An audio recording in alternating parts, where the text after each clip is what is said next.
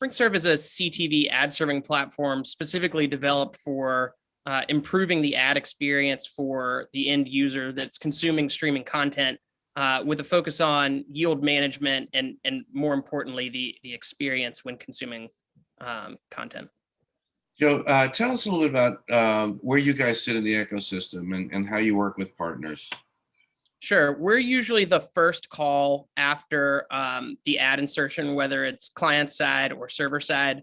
If you think about kind of the CTV ad stack, you've got the ad insertion platform, then you have the ad server, then you usually have kind of programmatic partners like SSPs and DSPs, and then on the far right, you have order management where direct campaigns kind of flow through to the ad server.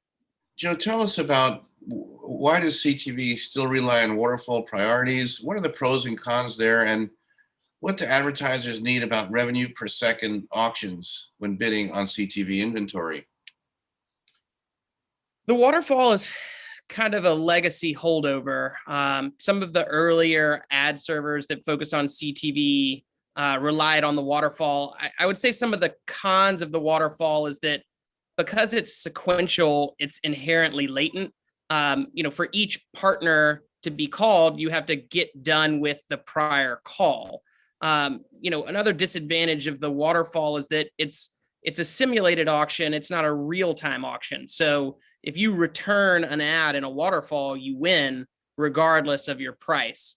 In a unified auction, everything is called simultaneously, and you only have eligibility to serve if your price is kind of the winning price. So there are definitely two different methodologies, and I think the community at large has kind of rallied around the unified auction as kind of the victor of the war between the waterfall and the unified auction. About revenue per second, I think this is just a natural evolution of the decisioning within an auction.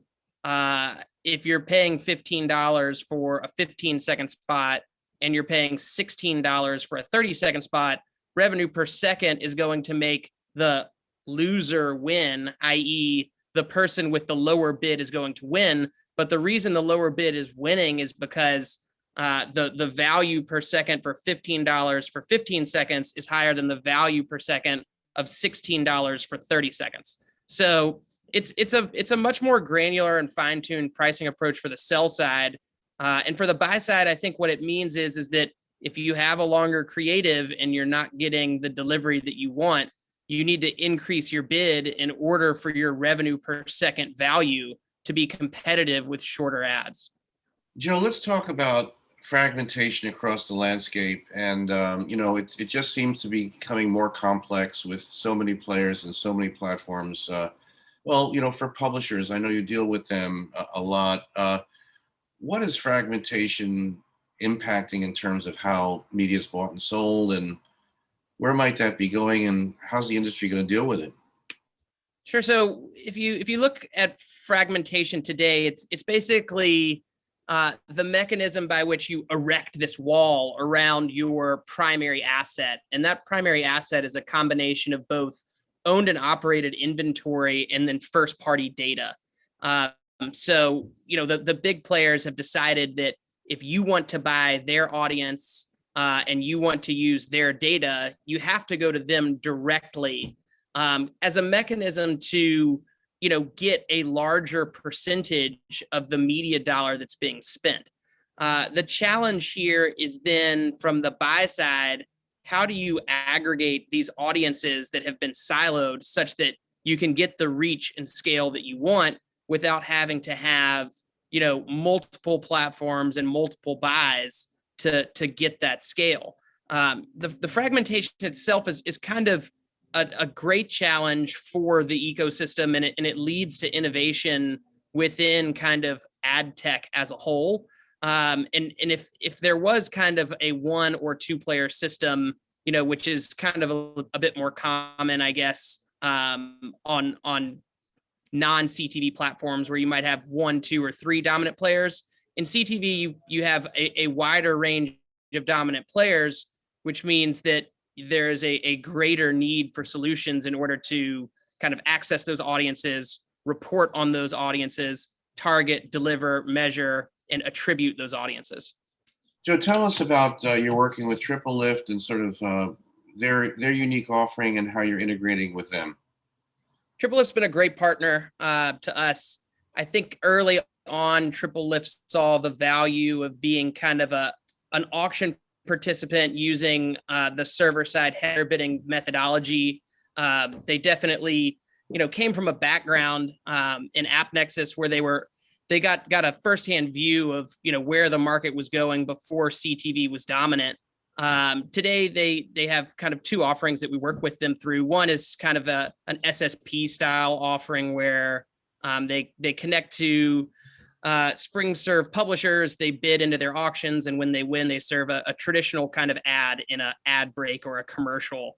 And more exciting for us is the opportunity that the Triplelift has brought to us, which is a dynamic product placement opportunity where given a piece of content, they can edit that piece of content, insert, say, for example, a Mountain Dew bottle in the piece of content, and then roll that content as if it was a normal ad break.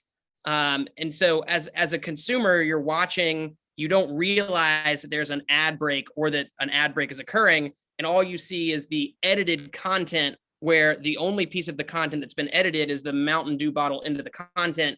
And then it plays out as normal. And it's a really fantastic technology because it begins to kind of peel back the layer of how do you get advertising inventory onto an SVOD platform that traditionally doesn't accept ads. And I think in Triplelift's mind, and I don't mean to speak for them, this style of dynamic product placement allows you to not have ads, but to get ads into content. So I really think it's a cool tightrope that they're walking. And finally, Joe, your thoughts about the future of advertising on CTV. This, obviously this branded, this sort of new technology you just explained is quite fascinating. What about, the demand for inventory, the limited supply, a bunch being on reserve? Where is it all going to sort of work out, in your opinion? Yeah, it's great because we get to kind of look at the evolution of other digital ad ecosystems as kind of a predecessor to what might happen in CTV. I do think it's kind of a unique format on account of the fact that you have 100% share of voice when an ad is playing on a connected TV. You have a high CPM that commands kind of the living room's attention, and you've got the opportunity to leverage advanced targeting. I think the future is very clear. Dollars will continue to migrate from traditional linear onto CTV, and the targeting capabilities and the reporting capabilities and the monetization features for publishers will kind of meet the needs of the consumers as they stream, the buy side as they buy, and the sell side as they desire to make more money.